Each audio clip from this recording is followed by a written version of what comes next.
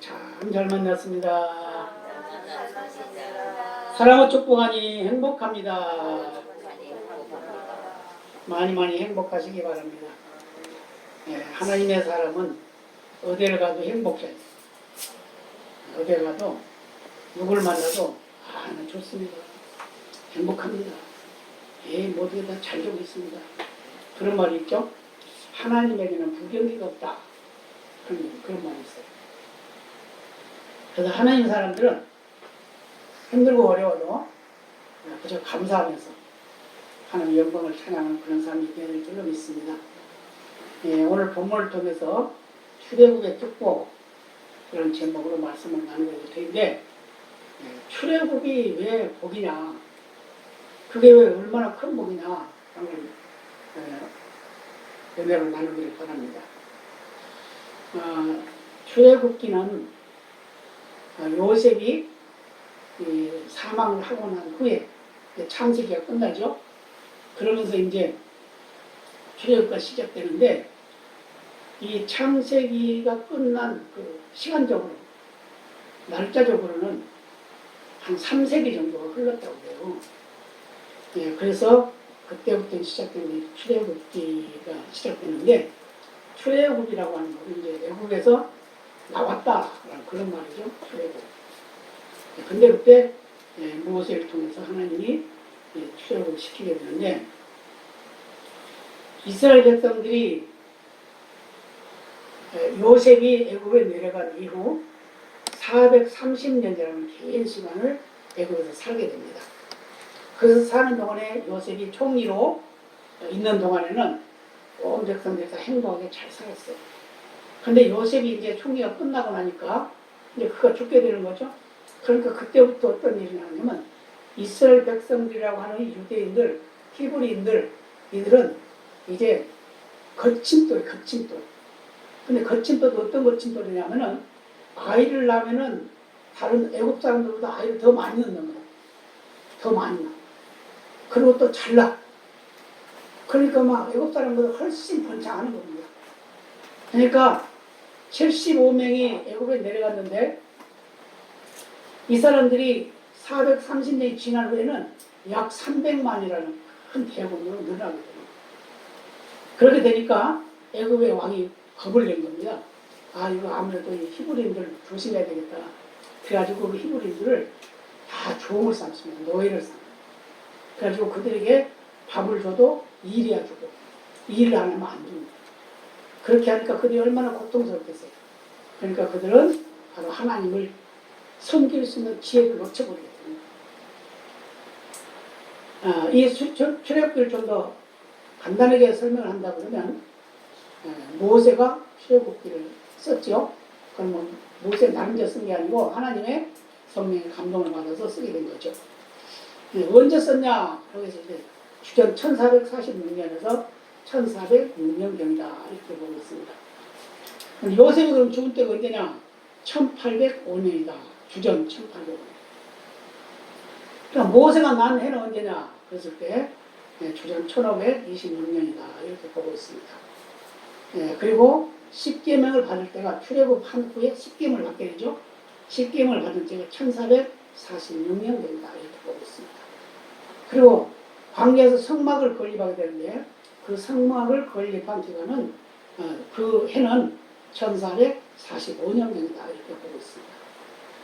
그리고 가나안에 들어간 때가 1406년경이다 이렇게 보고 있어요. 그래서 바로 이 출애굽기가 기록된 그 기간이 간단한 게 아니라 상당히 오랜 기간 기록됐는데, 40년 동안 그들이 뭐 했어요? 광야 생활을 했잖아요. 그리고 그 40년 동안에 일어났던 일들을 기록했단 말이에요. 그럼 왜 이걸 썼냐? 이스라엘 백성들이 애국에서 구출된 그 후 하나의 국가로서 잘 정비될 수 있도록 되어가는 그 과정을 기록해 놓은 것이다. 그럼 그 주요 인물들은 누구냐? 모세, 또 아론은 모세 형이죠. 그 누이가 있는데 미리암이 있고, 그 다음에 애국의 바로 왕이 있고, 또 이드로가 있는데 이드로는 바로 모세의 장인입니다. 여호수아가 나오는데 여호수아는 모세의 수종자로서 나중에 가나안의 들어갈 때 이스라엘 백성들을 인도해 간 장군이었어요. 그리고 성막을 만들 때 재주를 가지고, 그러니까 하나님이 주신 지혜를 가지고 성막을 만드는 사람이 있는데 그들이 부사렐하고 오홀리압이라는 사람이 있습니다. 이게 이제 주요한 인물들이고, 이 출애굽기에 등장한 다른 사람들이 또 있어요. 십보라와 부하라는 사람들이 있는데 이들은 하나님을 경외하는 용감한 히브리 산파. 요게벳인데 요게벳은 모세와 아론의 미리암의 어머니입니다. 그리고 바로의 딸이 나오죠. 근데 이름이 안 나오죠. 그는 바로 나일강에서 모세를 건져낸 애국의 공주입니다. 십보라는 이름이 나옵니다. 그는 미디안 제사장 이돌의 딸인데 모세의 아내가 되죠. 그러니까 미리암인데 미리암은 바로 모세의 누이. 그러니까 모세와 아론의 누이예요. 제일 먼저 난 맞이죠. 근데 그는 선지자다 그랬어요. 그 외에도 많은 사람들이 있는데 특히 슬기로운 여인들이 많이 등장이 됩니다. 근데 이 슬기로운 여인들은 뭘 했냐면 성막을 만드는 데 필요한 일들을 했습니다. 이렇게 해서 출애굽이라고 하는 그 책이 만들어지는 과정 속에 들어가는 등장인물들 또 하는 일들이 여기 나오게 되는데, 오늘 출애굽의 축복이라고 하는 제목을 붙인 것은 이 출애굽이라고 하는 대단한 그 역사를 통해서 이스라엘 백성들이 복을 받게 됩니다. 복을 받게 됩니다. 근데 이 복을 받게 된 것은 바로 왜 하나님이 이들을 출애굽을 시켰느냐, 그게 아주 중요해요. 출애굽을 시킨 이유가 있는데 그게 뭐냐면 앞에서 설명을 잠깐 했습니다만 그 역사적인 사건을 알려주기 위한 것도 있지만 중요한 것은 하나님을 예배하는 법을 가르쳐주는 거예요. 이게 바로 출애굽의 최종적인 목적입니다. 하나님의 뜻이란 말이에요. 근데 그 출애굽을 통해서 하나님을 예배하는 방법이나 여건을 가르쳐준 것은 바로 주일 성수의 복을 주시기 위한 것이다 라고 이렇게 말씀하고 있습니다. 그래서 이스라엘 백성들은 430년 동안 뼈에 사무치는 노예 생활을 하게 되는 거예요. 억압으로 착취로 모든 해받으면 다 당하는 그런, 그래서 자유를 잃어버리고 자기들의 생명까지도 자기 것이 아니에요. 그때 당시에 노예라고 하면 그 주인의 물건이에요. 물건. 주인이 죽일 수도 있고 살릴 수도 있고 버릴 수도 있고 팔 수도 있는. 그래서 이 모든 잃어버렸던 노예 생활을 하고 있는 이들의 처절한 그 생활을 하나님이 계획하시고 모세를 통해서 출애굽을 시키는 그런 일이 있는데, 그들이 강력적인 출애굽을 떠나게 됩니다. 긴 세월 동안 공포여고에서 이제 자유를 했으니까 얼마나 좋겠어요. 야, 이제 자유다. 우리 이제 마음껏 이제 하나님 섬긴다. 이제는 우리야 정말 하나님 뜻대로 살아보자 하면서 나왔단 말이에요. 그랬는데 그들이 나와서 보니까 그게 쉽지 않는 일입니다. 네. 그런데 하나님이 그들을 그냥 일렬로 그냥 가장 가까운 길로 그냥 가나안으로 들어가게 하면 금방 갈 수가 있어요. 일주일에서 열일만 갈 수 있대, 걸어서. 그런데 하나님 왜 그렇게 안 하고 홍해로 돌아가게 했느냐. 출애굽기 14장 2절에 이렇게 말씀해요. 이스라엘 자손을 명하여 돌쳐서 바다와 밑돌 사이에 비하이롯 곧 바알수본 맞은편 바닷가에 장막을 치게 하라. 그냥 직선으로 하면 가깝게 타는데 그러지 않고 뺑 돌아가지고 홍해 앞으로 끌고 가는 겁니다. 그런데 이 홍해 앞으로 이제 가고 있는 이스라엘 백성들에게 어떤 일이 나냐면 앞에서는 바다가 있죠. 뒤에서는 바로의 군대가 지금 막 공격해 오고 있는 거예요. 그럼 어떻게 됐어요? 진퇴양난이라고 그러죠. 앞으로도 갈 수도 없고 뒤로도 갈 수도 없고 어떻게 할 바를 못 온 거예요. 그래서 출애굽기 14장 13, 14절에 이렇게 말씀해요.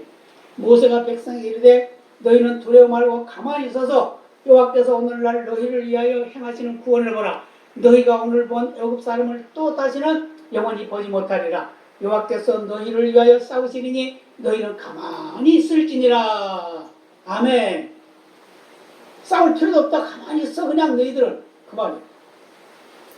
이런 일이 어디 있겠어요? 지금 뒤에서는 지금 말을 타고 병거를 타고 칼을 휘두르고 창을 휘두르고 화살을 날리면서 지금 오고 있는데 모세는 지금 하나님께 기도하니까 하나님 걱정하지 마라. 내가 싸워줄게 그랬다는 거예요. 그래서 그 백성들에게 말씀하고 있는 거예요. 그런데 왜 하나님이 홍해로 가게 했느냐? 그 이유가 또 따로 있어요. 네. 고린도전서 10장 1절로 4절을 보면 이렇게 말씀합니다. 형제들아 너희가 알지 못하기를 내가 원치 아니하노니 우리 조상들이 다 구름 아래 있고 바닷 가운데로 지나며 모세에게 속하여 다 구름과 바다에서 세례를 받고 다 같은 신령한 식물을 먹으며 다 같은 신령한 음료를 마셨으니 이는 저희를 따르는 신령한 반석으로부터 마셨음에 그 반석은 곧 그리스도시라. 아멘. 뭐라고요? 홍해를 건너는 이것이 세례예요. 세례. 그리고 홍해를 건너고 또 바위에서 물이 나오게 하고 하늘에서 만나가 내리게 하고 하는 이런 것들이 뭐냐면 바로 예수 그리스도라는 거예요. 예수 그리스도.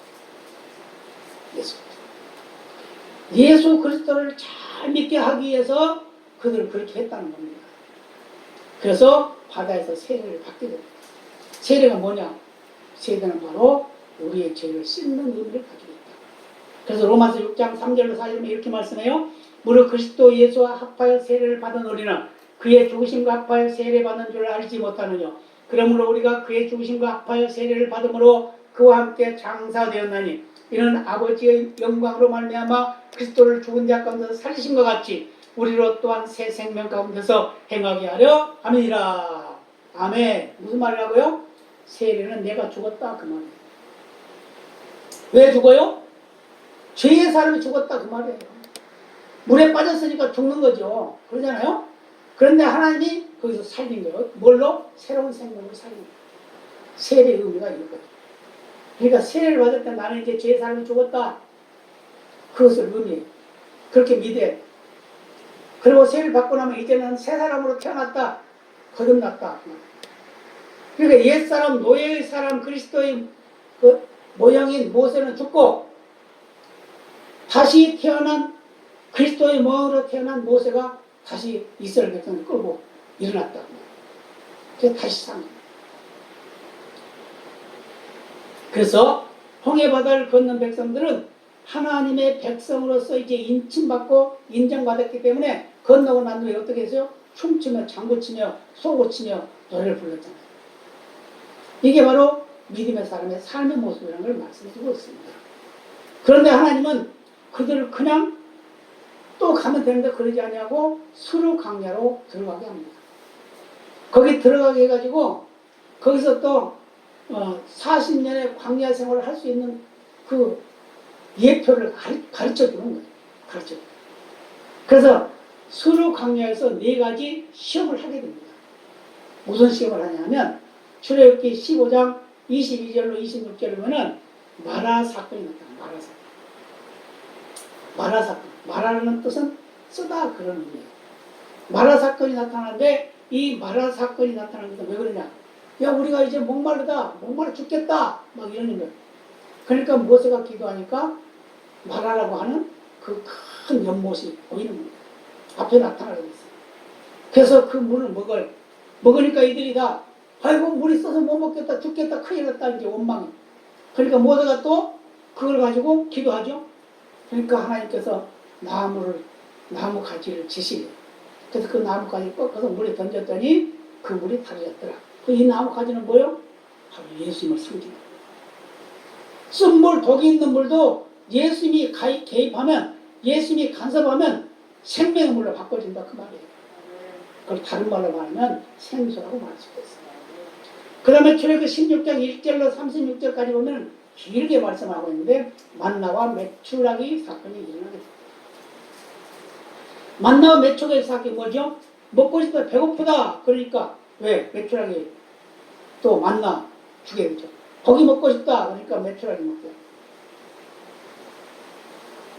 그 다음에 출애굽기 17장 1절 이하에 보면 7절까지 보면 머리바 사건이 나옵니다. 맞사라고 하는 게요. 이거는 무슨 말이에요? 다투었다 그러는 거예요. 이스라엘 백성들이 하나님과 다퉜다는 거예요. 싸웠다고 말이에요. 근데 그 반석에서 물이 나오게 되죠. 그 물을 다 마시게 돼요. 그 다음에 또 출애굽기 17장 8절 이하에 보면은 아말렉과의 전쟁이 일어나게 돼요. 그래서 전쟁은, 이때 전쟁은 어떤 전쟁이냐면은 여호수아는 장군이야. 여호수아는 지금 전쟁하러 나갔어요. 아말렉과 싸워요. 그런데 모세는 아론과 홀을 데리고 산꼭대기로 올라갑니다. 그 산꼭대기로 올라가가지고 거기서 기도를 해요. 기도하면 여호수아가 이기고 손을 들고 기도를 하죠. 근데 기도를 안 하면 또 여호수아가 지는 겁니다. 왜요? 손을 오래 들고 있을 수 없잖아요. 그러니까 아론과 홀이 판판한 편안한 돌을 갖다가 깔아놓고 거기 모세를 앉히고 양쪽에서 팔을 붙잡고 서 있는 거예요. 그러니까 하루 종일 여호수아가 이기게 돼요. 그래서 아말렉을 완전히 물리치는 승리. 그래서 여호와 니시라고 말합니다. 이렇게 질병을 치유하시는 하나님, 일용할 양식을 공급해 주시는 하나님, 생수를 공급해 주시는 하나님, 전쟁을 일으켜서 그 전쟁을 이기게 하신 광야 생활의 그 역사, 이 모든 것들은 바로 뭘 말하느냐? 바로 하나님이 이런 분이라는 걸 보여주고 있는 거예요. 그래서 첫 번째는 뭐죠? 질병을 치유하는 치유의 하나님, 배고플 때 먹을 걸 주신, 일용할 양식을 주신 하나님, 또 목말라서 다 죽어가는 생명들에게 생수를 주시는 하나님, 어떠한 전쟁에서 승리케 하시는 하나님, 바로 여호와 니시 하나님을 보여주고 있다 그 말. 이런 그 하나님, 다시 말하면 이 만나라고 하는 얘기, 만나 얘기는 출애굽기에서 가장 길게 이야기하고 있어요. 16장에서 1절부터 36절까지 기록되어 있는데 길게 기록되어 있어요. 이때 당시에 사막에서 어떻게 양식을 구할 수가 있어요? 농사를 지을 수도 없고 장사를 할 수도 없고 어디 가서 얻어올 수도 없어요. 그러니까 하나님께서 하늘에서 내려주게 되는데 이것도 뭘 말하고 있냐? 바로 예수 그리스도를 상징하고 있다. 성경 전체에 창세기서부터 계시록까지 예수 그리스도가 개입되지 않는 것이 없어요. 다 예수 그리스도가 개입되어 있어요. 그건 뭘 말해요? 구원을 말하고 있다. 그래서 사막에서 농사를 칠 수도 없고 무역을 할 수도 없는 그런 처지에서 하나님께서는 그 양식을 내려주게 되는데 그걸 만나로 내려줬다고 말이에요. 근데 이 만나를 내려주는데 그것이 아주 중요한 의미를 가지고 있어요. 매일매일 하루치 양식을 거두라 그렇게 명령을 했어요. 모세를 통해서 명령을 했습니다. 그런데 이들이 가서 그 명령한 그 양식대로 매일매일의 자기 먹을 양식을 가지고 와요. 만약에 5식구면 5식구분, 2식구면 2식구분 이렇게 가져오는 거예요. 근데 욕심 많은 사람이 많이 가져와. 많이 가져와서 대보니까 가져와서 보니까 똑같아. 많이 가져온 사람이나 적게 가져온 사람은 일용할 양식이더라 그 말이에요. 그런데 또 욕심 있는 사람들이 어떤 일을 했냐면 그 양식을 많이 걷어다가 뒀다가 내일 먹어야지. 그러면서 남겨놨단 말이에요. 남겨놨더니 아침에 일어나 보니까 다 벌레가 생기고 냄새가 나가지고 다 썩어버렸어요. 왜 하나님이 이렇게 하셨을까? 그런데 중요한 게 있어요. 저렇게 16장 4절 5절에 뭐 이런 말씀이에요. 여호와께서 모세에게 이르시되 보라 내가 너희를 위하여 하늘에서 양식을 비같이 내리니 백성이 나가서 일용할 것을 날마다 거둘 것이라. 이같이 하여 그들이 나의 율법을 준행하나 아니하나 내가 시험하리라. 제6일에는 그들이 그 거둔 것을 예비할지니 날마다 거두는 것에 갑절이 되리라. 안식일은 거두지 말라고 그랬거든요. 그럼 어떻게 해야 돼요? 거두지 않으려면 그 전날 많이 거둬야 되겠죠? 많이 거둬야 돼요. 그래서 2배를 거두겠다. 그래서 2배를 거두고 안식일 아침에 일어나 보니까 아니 벌레도 안 생기고 썩지도 않고 맛있게 먹었다 그 말이에요. 이 말씀을 다 기록해서 읽어보면 되겠지만 그건 나중에 참고하시고 출애굽기 16장 21절로 30절에 보면 그 기록이 되어 있습니다. 다 기록이 되어 있습니다. 그걸 나중에 읽어보시기 바랍니다. 우리 인간은 우리 인생은 땅을 얻기 위해서 수고합니다. 그러죠? 다 수고해요. 아침부터 저녁까지 다 수고합니다. 그렇죠? 그런데 이 빵을 얻기 위해서 수고한 우리 인간에게 기본적인 것이 뭐냐면은 하나님 예배하는 것이 기본적인 걸 말씀드리고 있어요. 그래서 매일매일의 양식을 거두게 하고 마지막 날 엿새 때는 하루 거를 더 거두게 해가지고 주일날을, 지금으로 말하면 주일날이죠. 주일날은 일하지 않고 그냥 먹어라. 그래서 출애굽기 20장 8절에 이렇게 말씀합니다. 안식일을 기억하여 거룩히 지키라. 엿새 동안은 힘써 일하고 일곱째 날은 하나님을 예배하는 날로 지켜라. 그걸 말씀하고 있다고 합니다. 그걸 출애굽기 20장 11절에서 말씀해요.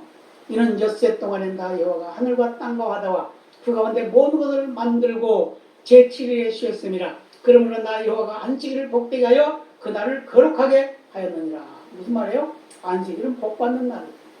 지금으로 말하면 주일날은 복받는 날이란 말이에요. 주일날은 복받는 날 복을 받아가지고 한 주간 동안 사는 거예요. 아멘입니다. 창세기 2장 3절에 이렇게 말씀하잖아요. 하나님이 일곱째 날을 복주사 거룩하게 하셨으니 이는 하나님이 그 창조하시며 만드시던 모든 일을 마치시고 이날에 안식하셨습니다. 하나님도 6일 동안 창조하시고 하루 쉬셨어요. 우리 인간도 그렇게 살아야 되는데 그래야 건강하대요. 그래야. 왜냐하면 하나님이 창조한 근본 원리가 그거예요. 그 균형이에요. 그런데 열심히 우리 일하잖아요. 근데 열심히 일해서 모아놓고 나면 내 생명 끝나면 누가 가져? 그러잖아요. 그러니까 살아있을 때 막 써야 돼. 버리면 막 써야 돼. 막 써야 돼. 막 쓰고 막 나눠주고 그렇게. 부자들 보세요. 자녀들에게 재산 많이 남겨놓으니까 어떻게 싸움하잖아요. 싸움. 손을 많이 가져요. 그러니까 그것도 적당하게 나눠줘야 돼. 살아있을 때. 제 아는 한 분은 그 양반은 아들 하나 딸 하나가 있고 부부가 있는데 아예 미리 그냥 딱 나눠줘 버렸대. 아들에게 아들목, 딸에게 딸목, 자기 마누라에게 마누라목, 자기 목 이렇게 딱 나눠줘. 그래서 그러니까 누가 말도 안 하고 아주 좋죠. 너무 편하게 좋은 거예요. 출애굽 4가지 사건, 마라 사건 기억하시죠? 질병 치유의 하나님, 그러죠? 만나 사건, 이용을 양식을 주신 하나님, 무리바 사건, 생수를 공급해 주신 하나님, 아말렉 사건, 아말렉 전쟁 사건이죠. 그런 광야를 횡단하는 이스라엘 민족의 당면한 삶을 말하고 있지만 사실은 우리 인생의 삶을 말해주고 있다. 우리 인생의 삶은 태어나면 그때부터 싸움이에요. 그러잖아요? 지금도 곳곳에서 전쟁하고 있잖아요. 네. 근데 총을 가지고 하는 전쟁도 있고 포를 가지고 하는 전쟁이 있지만 그냥 말로만 하는 전쟁도 얼마나 많이 있는지 몰라요. 네. 그래서 우리 인생은 싸움의 인생이에요. 왜 그래요? 죄 때문에. 그래서 우리의 죄를 속량함 받기만 하면 그 싸움이 그쳐야 돼요. 그쳐야 돼요. 그런데 어떻게 점점 더 싸움이 짙어지고 있잖아요. 그 왜 그러죠? 우리 인간의 욕심 때문에 그렇습니다. 어린아이들도 싸우잖아요. 뭐 때문에? 먹을 것 때문에. 여러분, 먹을 것을 많이 먹으면 안 싸우나? 그래서 우리 사람은 짐승들, 맹수들, 짐승들 보세요, 짐승들. 저는 그걸 좋아하면서 거기서 많은 아이들을 얻기도 하는데, 사자라 하더라도, 범이라 하도, 호랑이라 하더라도, 그들은 배부르면 아무것도 안 잡아먹어요. 앞에 그냥 사슴이 지나가도 본 척도 안 해. 그래요. 그런데 우리 사람은 어때요? 많이 있으면 있는 대로 더 먹으려고 하잖아요. 남의 거 빼앗고. 옛날에 어떤 사람 택시 강도를 잡았는데 잡아놓고 물어보니까 얼마나 뺏었냐고 37,000원 뺏었어요. 37,000원인데 사람 죽였어요. 37,000원 때문에. 돈이라는 게 그런 이력이 있는 거란 말이에요. 그렇기 때문에 이걸 잘 써야 돼요. 잘 써야 돼요. 벌기도 잘해야 되지만 쓰기도 잘 써야 돼요.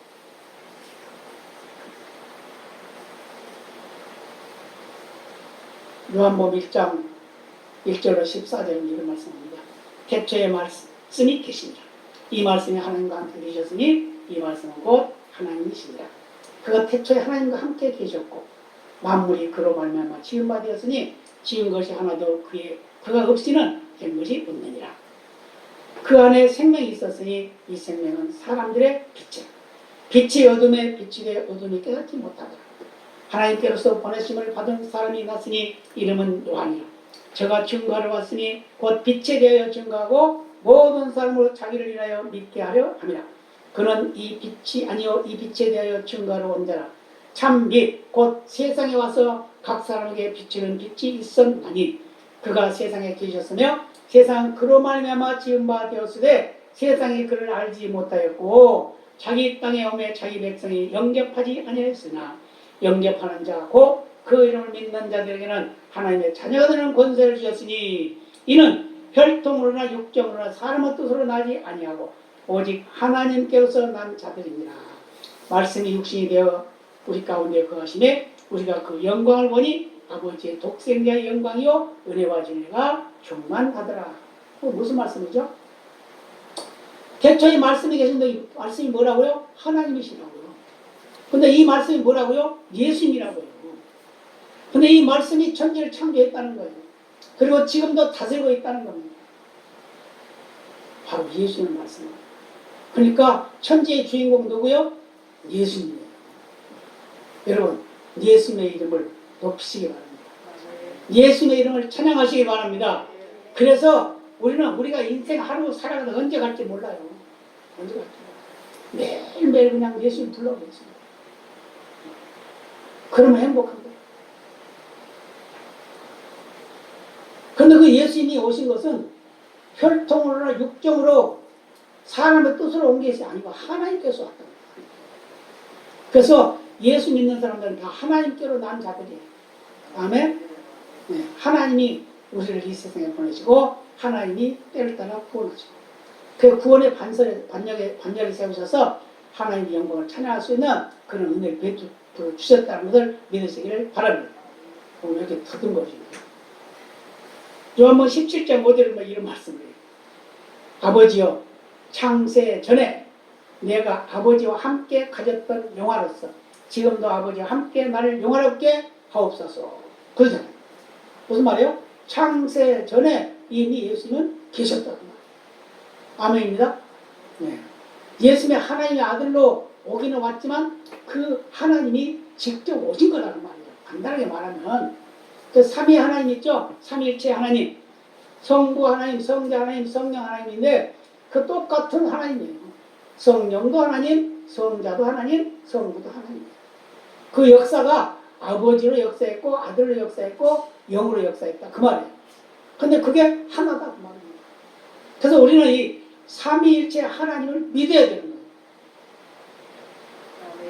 어떤 때는 하나님만 나타나고 어떨 때는 예수님만 나타나고 어떨 때는 성령만 나타나죠.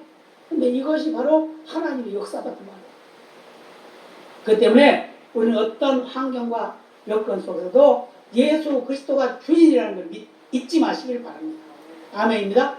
네, 그래서 언제나 예수님을 높입니다. 예수님을 자랑해요. 이제는 뭐 코로나 무서워하지 말고 그냥 전도도 해야 됩니다. 전도도 해요. 전도해서 이제 교회가 부흥이 돼요. 어떤 분을 내가 전도를 했더니 몇 명이나 예배 드려요 그래요. 많이 드려요. 몇 명을 말해야지. 아니 그냥 많이 드려요.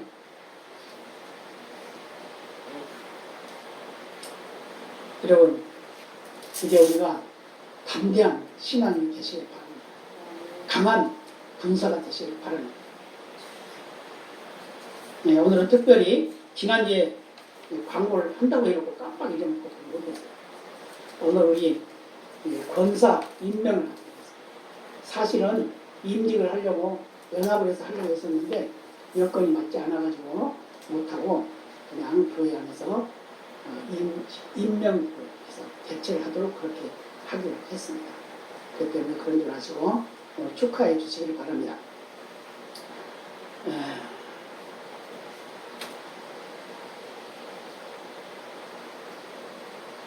고린도전서 4장 1절로 2절에 보면은 사람이 마땅히 우리를 그리스도의 일꾼이요 하나님의 비밀을 맡은 자로 여길지어다. 그리고 맡은 자들이 구할 것은 충성이니라. 그랬어. 무슨 말이죠? 하나님의 일꾼은 충성해야 된다는 거예요. 그리고 하나님이 우리를 충성되게 여기셨다는 거예요. 아멘입니다. 그래서 디모데전서 1장 12절도 이렇게 고백을 해요. 주께 감사하면 나를 충성되게 여겨 내게 직분을 맡기시니. 여러분 직분 맡은 것은요 대단한 거예요. 함부로 그냥 나 이거 안 할래, 난 못해, 난 싫어, 이런 거 하면 안 돼요. 왜냐하면 사람이 이 일을 행하고 있지만 사실은 하나님의 명령에 따라 하는 거예요. 아멘입니다. 네, 믿으시기 바랍니다. 그래서 일꾼이다. 그런데 일꾼은 어떤 의미를 가지고 있냐면 노예와 같은 노예와 같은 그런 의미를 가지고 있어요. 그 원문을 보면. 다른 말로 말하면 배 밑에서 노젓는 사람. 옛날에는 그 뭐 노예들 붙잡아서 새고랑 채워가지고 배 노졌죠? 그런 사람이라는 거예요. 그런 사람. 그런 직분자. 그러니까 목사도 마찬가지. 전도사도 마찬가지. 장로도, 집사도, 권사도 다 노젓는 노예라는 거예요. 그런 의미를 가지고 우리가 하나님을 섬기게 되면 하나님이 나에게 맡긴 거, 맡은 거 잘 충성되게 여겨주는 거, 그거 우리가 잘 감당하고 승리하는 귀한 역사가 있어야 될 줄로 믿습니다. 우리 김혜진 목사 앞으로 나오시기 바랍니다.